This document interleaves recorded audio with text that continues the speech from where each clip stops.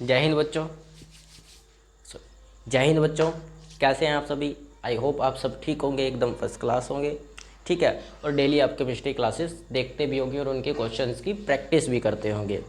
मैं हूं आपका प्यारा भाईजान, जो आपको इस चैनल पर केमिस्ट्री की बिल्कुल सही और बिल्कुल सिंपल लैंग्वेज में नॉलेज देता है।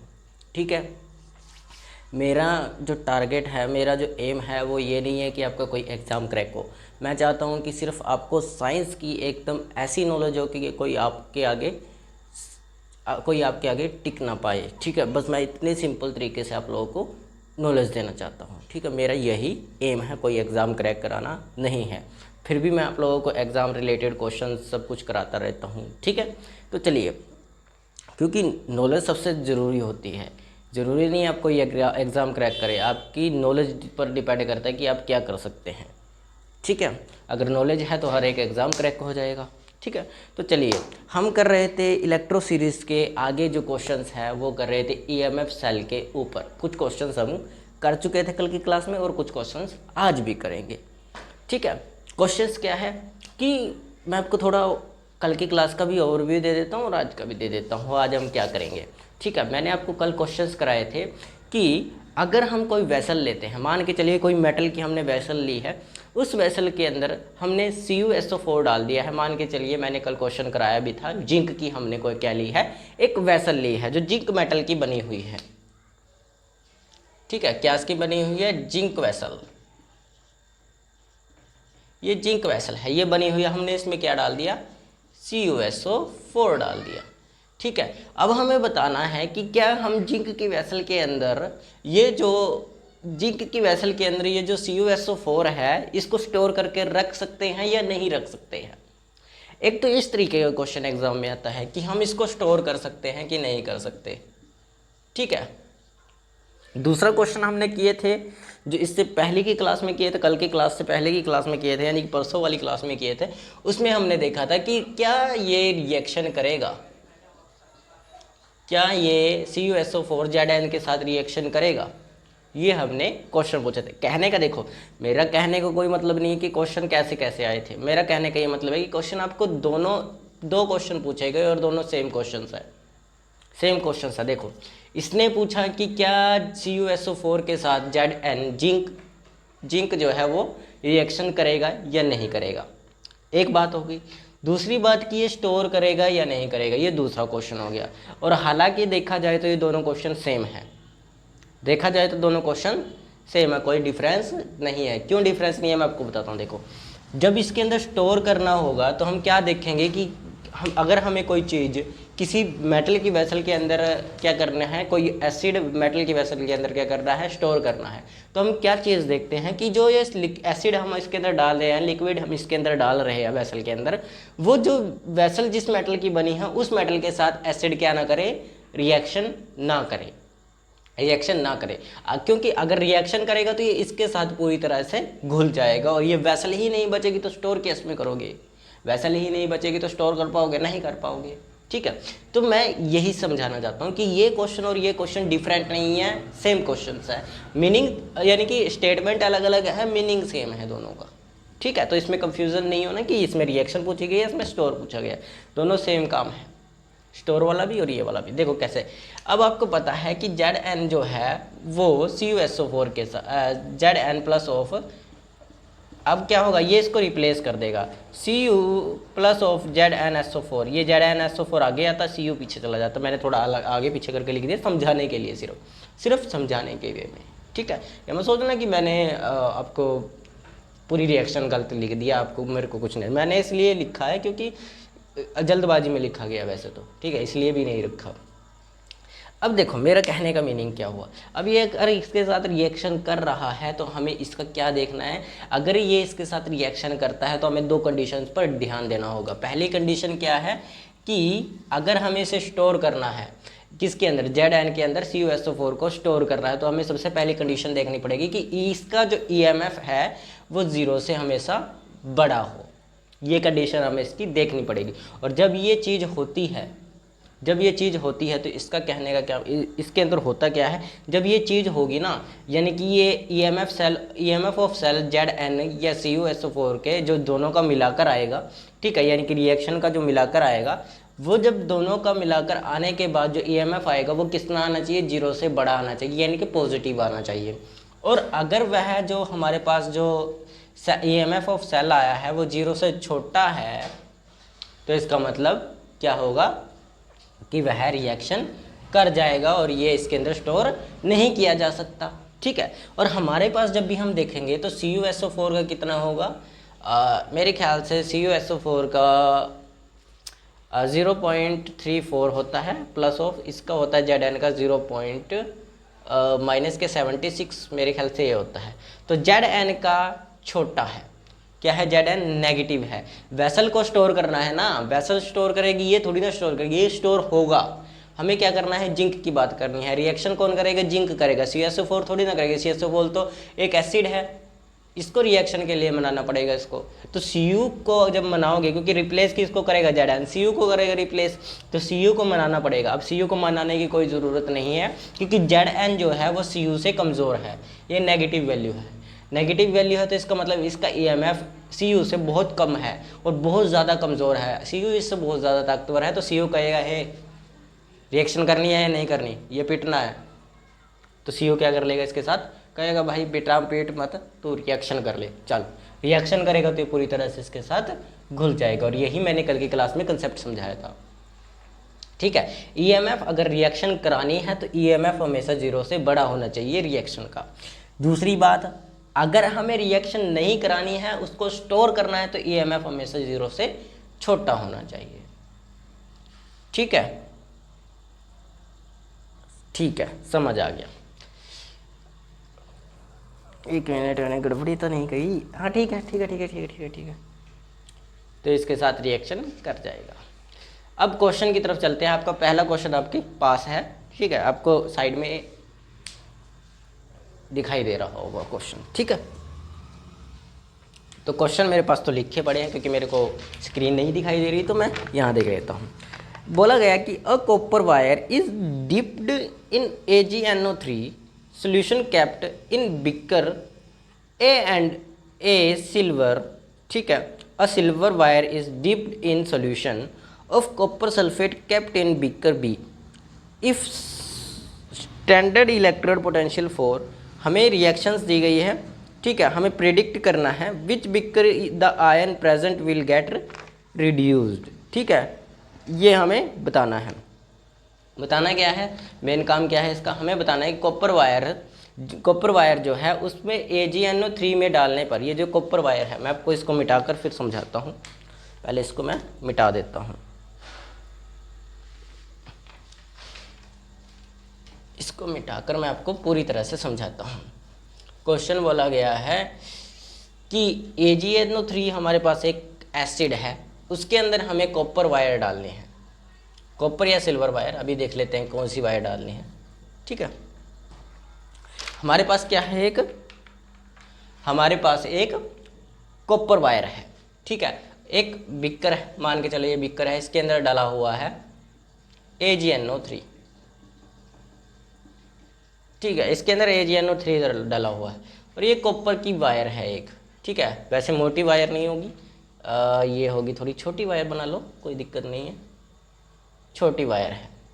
ड्राइंग अच्छी नहीं है, ठीक है, वो उस पर ध्यान मत देना, क्लास पे ध्यान दो, ठीक है। ये कोई हमें रिएक्शन करानी है। अब ये कॉपर की वायर है, Cu वायर, अब ये हमें इसमें डालनी है। डालने पर क्या होगा ये हमें पता करना है कि क्या होगा, क्या रिएक्शन होगी, क्या रिड्यूस होगा, कैसे होगा, कैसे नहीं होगा, सिल्वर डिपॉजिट होगा या नहीं होगा, ये सब चीज़ें हमें बतानी होगी इसमें, ठीक है। कि कॉपर इसके अंदर डालने के बाद ये डिज़ोल्व होगा या ऐसा का ऐसा ही रहेगा इस लिक्विड में डालने के बाद। अब ये कैसे पता करेंगे, ये हम पता करेंगे ईएमएफ से, EMF of cell, EMF of cell. EMF of cell से कैसे पता करेंगे मैं आपको बताता हूँ, ठीक है। ई नोट ऑफ सेल हम इससे पता कैसे करेंगे, हम पता करेंगे कि कॉपर का जो ईएमएफ है, E naught of cell copper वो 0.34 है।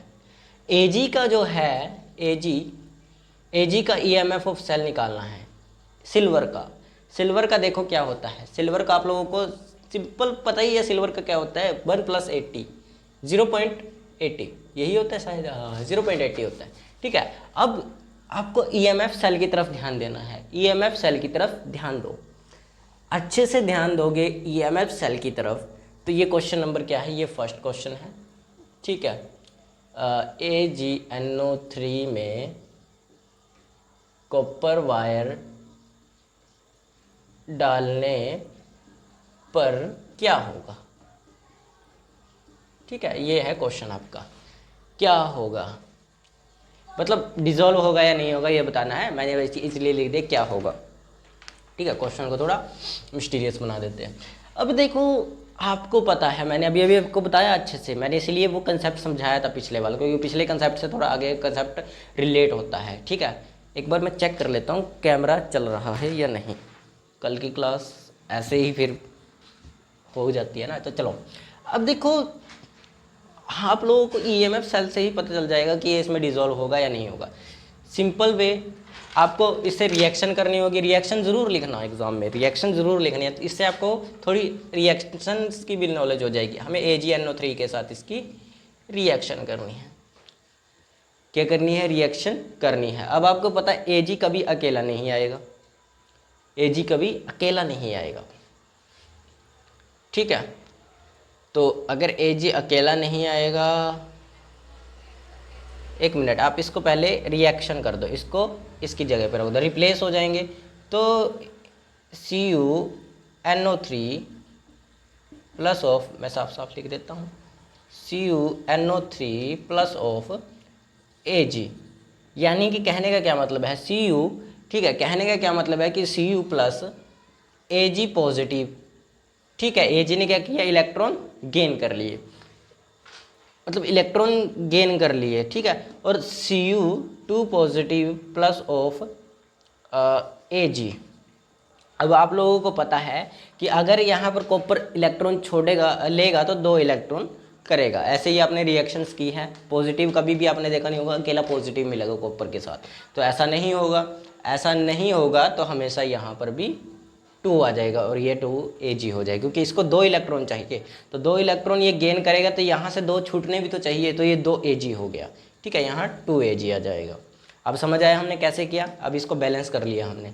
अब मेरी बात ध्यान से सुनो, अगर देखा जाए तो आप लोगों को तो सिर्फ ईएमएफ से पता करना है। अगर ये 1 नंबर का क्वेश्चन आ जाए तो डायरेक्ट करके आप लोग निकल सकते हैं, लेकिन आपको क्या पता होना चाहिए, ईएमएफ गिवन होना चाहिए। और अगर उसने ईएमएफ गिवन किया तो आपको प्रेडिक्ट बोला गया, प्रेडिक्ट लिखा हुआ है इसमें प्रेडिक्ट लिखा हुआ है, तो आपको समझाना पड़ेगा कैसे किया आपने, कैसे हुआ, क्यों हुआ, ये बताना पड़ेगा। तो इसलिए हम इसको पूरा कर रहे हैं, वरना यहाँ से हम इसको डायरेक्ट आंसर कर सकते थे।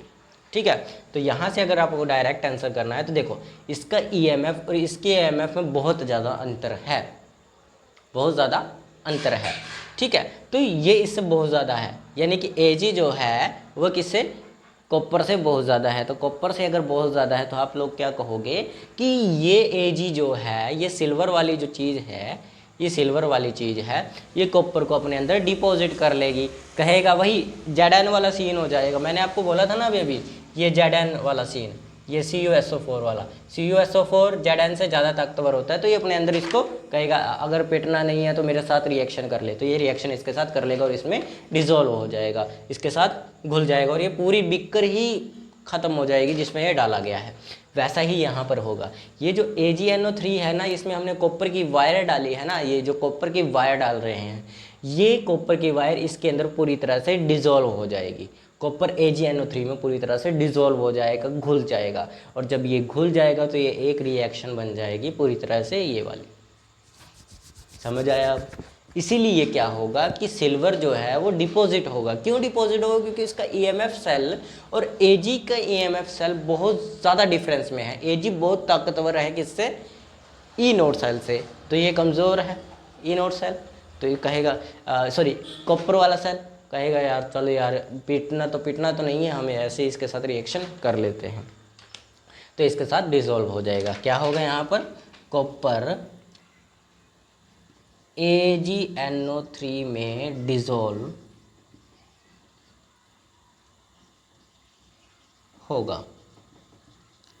साथ ही साथ क्या होगा, साथ ही साथ होगा कि साथ ही साथ क्या होगा कि ये रिएक्शन भी कर जाएगा।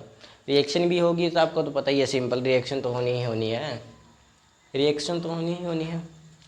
तो ये सब आप लोगों को समझ आया ना, अच्छे से समझ आना चाहिए। बाकी हमने कुछ नहीं लेना, क्वेश्चन समझ आना चाहिए, नॉलेज होनी चाहिए, ठीक है। ईएमएफ सेल से आप कोई भी क्वेश्चन सॉल्व कर पाओगे। अब आपको सीधा पता चल गया कि कैसे पता करना है कि ये इसमें डिजोल्व होगा या नहीं होगा, तो ये सीधा क्वेश्चन आप लोग यहाँ से उठाकर लिख सकते हो। और बिल्कुल समझने के लिए तो बिल्कुल आसानी बात है। अब ना भी समझ आया तो अलग बात है भाई आप लोगों की। अब देखो नेक्स्ट क्वेश्चन मैं इधर समझा देता हूँ उधर समझाने से, ठीक है। इधर वाला लिख लो, समझ लो अच्छे से, फिर हम ये करते हैं, ठीक है।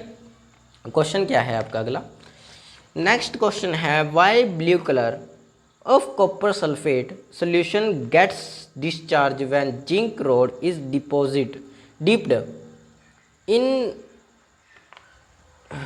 इन इट गिवन। आपको क्वेश्चन दिया होगा यार, उसमें मेरे पास साफ नहीं लिखा हुआ, तो आप लोग देख लेना। आपको ई नोट सेल दिए गए हैं, मतलब कहने का क्या है क्वेश्चन को, क्वेश्चन क्या कहना चाहता है, क्वेश्चन कहना चाहता है कि अगर हम जिंक रोड को CuSO4 में डाल दें तो क्या होगा, क्या वह रिएक्टिव करेगी या नहीं करेगी। वही सेम कहानी अभी भी बता के हटा था ZN वाली, ठीक है ना। ZN वाली कहानी में आपको बता के हटा था, यही बताना है कि ZN की जो रोड है वो अगर हम CuSO4 में डाल दें तो क्या होगा। देखो मैं आपको सिंपल समझा देता हूँ दोबारा से, क्वेश्चन नंबर 2 इसी के अंदर, ठीक है। हमें क्या करना है, CuSO4 में जिंक रोड डालने पर क्या होगा, ठीक है। मान के चलो मैंने आपको बताया कि ये है आपका कोई वेसल, ओनली अब की बार ये कोई जिंक वेसल नहीं है, ये वेसल है, ओनली वेसल, ठीक है। जिंक जिंक का कोई रोल इसमें नहीं है वेसल के अंदर। अब हम रोड डालेंगे जिंक की, ये जिंक की रोड है, ठीक है। ये CuSO4 है, ठीक है, CuSO4 एसिड है। अब सेम काम होगा, अब आपको वही देखना है ZN।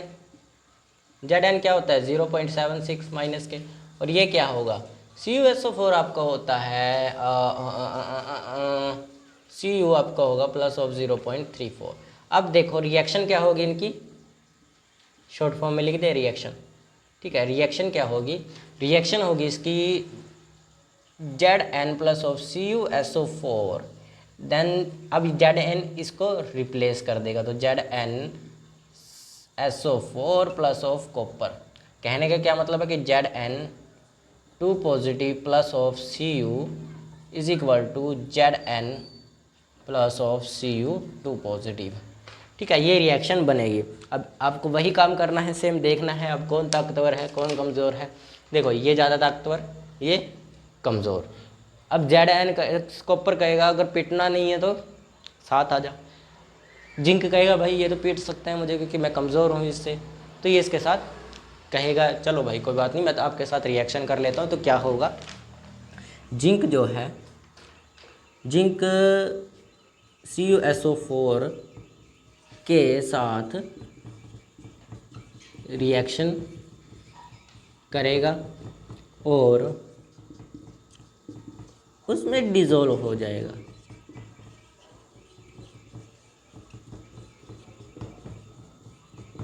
ठीक है, डिज़ोल्व भी हो जाएगा। हो गया कंप्लीट को कंसेप्ट समझ आया ना अच्छे से। ये क्वेश्चन आसान है, मुश्किल भी नहीं है, ठीक है। इतना समझ आया ना, देखो सिंपल और बिल्कुल आसान है ये क्वेश्चंस, कोई बड़े क्वेश्चंस नहीं है। अभी आप लोगों को इसमें बहुत बड़का काम करना है, कोई नहीं, बस बहुत है, ठीक है। इसको लिखो फिर हम आगे चलते हैं।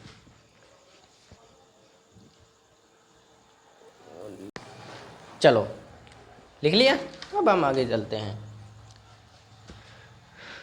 देखो क्वेश्चन आपको साइड में दिखाई दे रहे होंगे, जो जो मैं क्वेश्चन करा रहा हूँ हिंदी इंग्लिश में आपको मिल जाएंगे साइड में, ठीक है। हिंदी वाले हिंदी में देख लो, इंग्लिश वाले इंग्लिश में देख लो,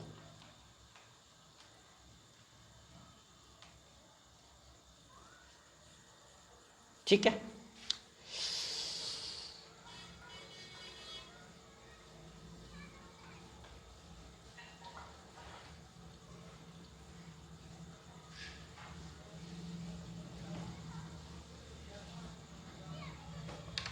देखो अब अगला क्वेश्चन,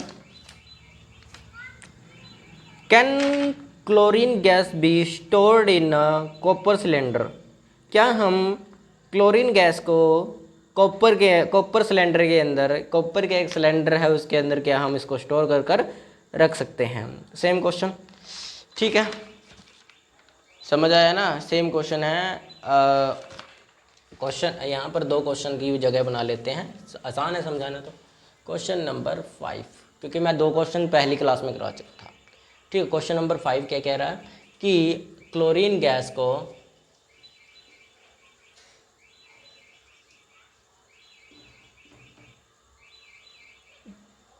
कॉपर सिलेंडर, कॉपर ऐसे पड़ेगा ना, कॉपर सिलेंडर में स्टोर बताना है कि कर सकते हैं या नहीं कर सकते। ठीक है, क्वेश्चन यही है ना, और तो क्वेश्चन नहीं है इसमें,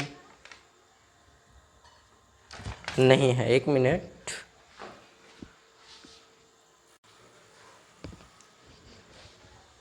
चलिए देखो मैं आपको बता देता हूँ। वैसे हमें गिवन तो नहीं है,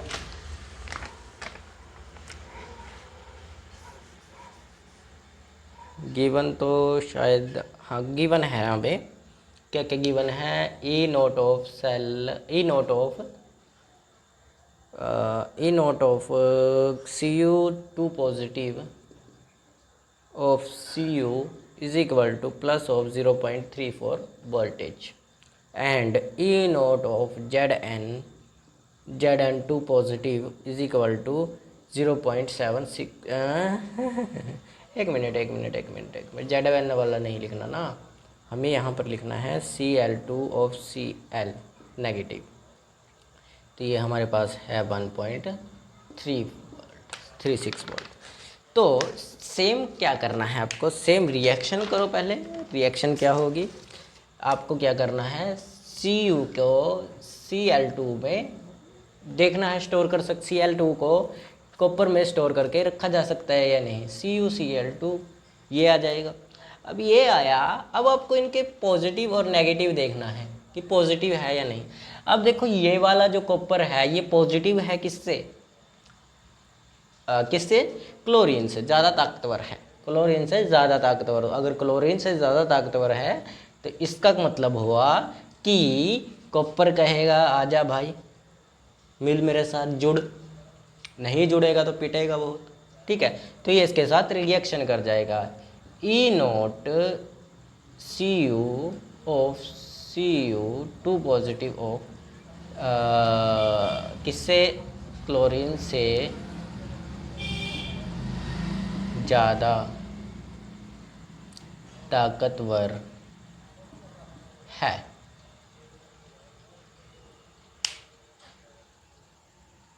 ठीक है, इसलिए कॉपर सिलेंडर में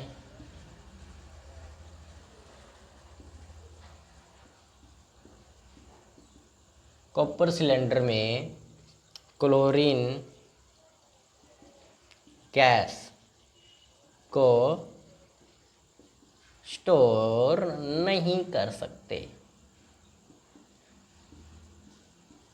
समझे? नहीं कर सकते हम स्टोर, दैट्स इनफ। अब इतना समझ आया कि हम इसको स्टोर नहीं कर सकते, तो ये क्वेश्चन हो गया। नेक्स्ट 6th क्वेश्चन है आपका, नेक्स्ट 5th के बाद 6th ही आएगा, 7th तो नहीं आने वाला। क्वेश्चन है, समझ आ रहा है ना कैसे पता करना है? ठीक है, बस इतना समझ आना चाहिए। Using standard electrode potentials predict the reaction if any that occurs between Fe3 positive and reaction if any that occurs between reaction between I naught। ठीक है, बोला क्या गया है, बोला गया है कि Fe3 पॉजिटिव और I जो आयोडीन है, आयोडीन इनवर्स के बीच रिएक्शन होगी या नहीं होगी, ये हमें बताना है।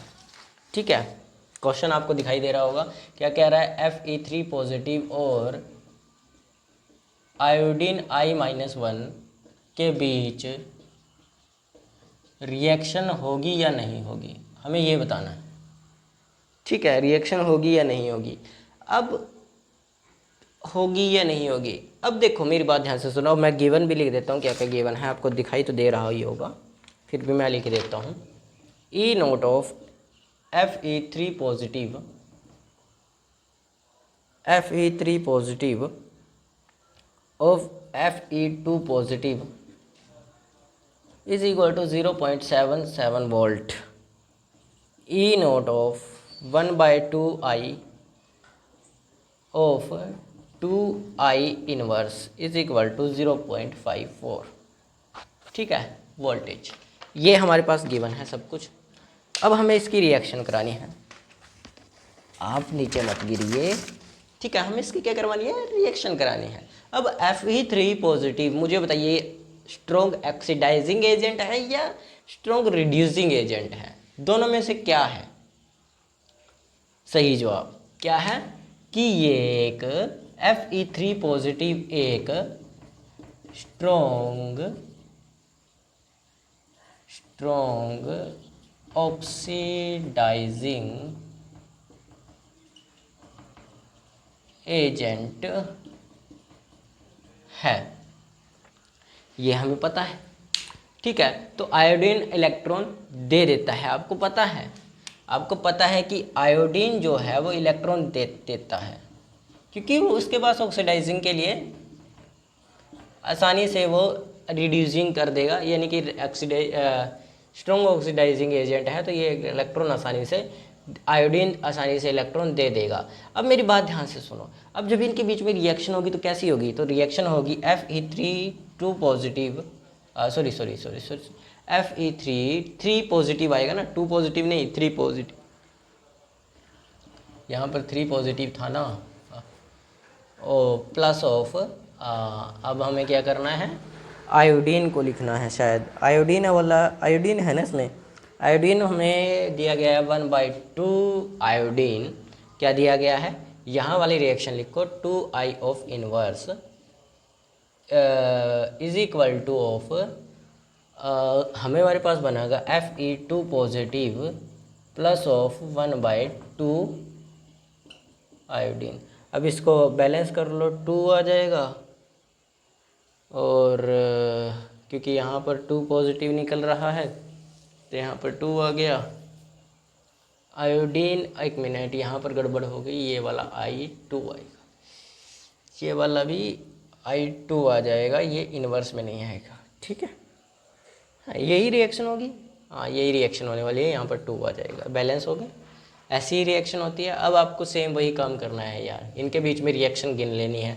अब पॉजिटिव इनमें सबसे ज़्यादा कौन, Fe इसको अपने साथ रिएक्शन करने के लिए अनुमति दे देगा, कहेगा रिएक्शन हो जाएगी भाई, हम रिएक्शन कर लेंगे, रिएक्शन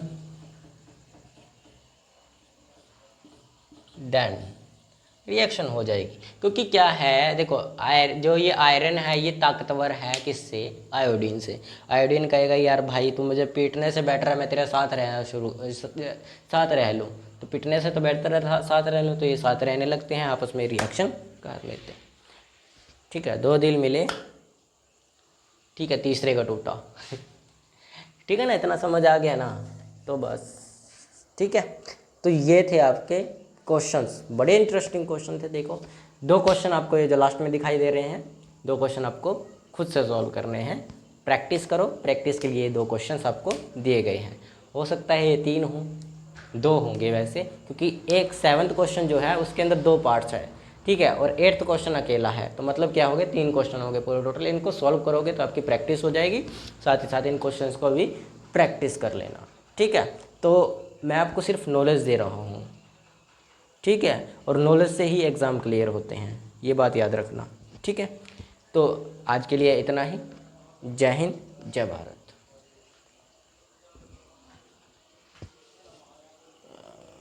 8 मिनट